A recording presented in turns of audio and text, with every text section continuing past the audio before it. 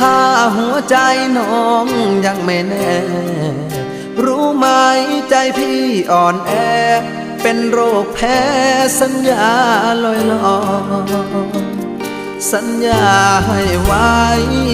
กี่ครั้งก็พังบ่อยๆพี่หรืออุตส่าห์หลงคอยหน้าใจน้อยคอยเธอทุกที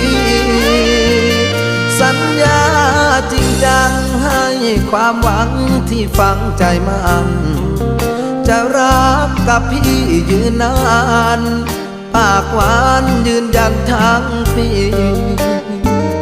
แต่งงานเมื่อพร้อมอย่าหอมยอมใจรักพี่ผลลัพธ์ก็คือช้ำฟรีคนดีไม่มีสัจจา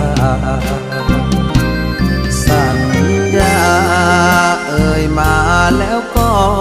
ลาจากเหลือไว้เพียงซากกากคำหวานบั่นทอนชีวาเห็นเธอดีจากแท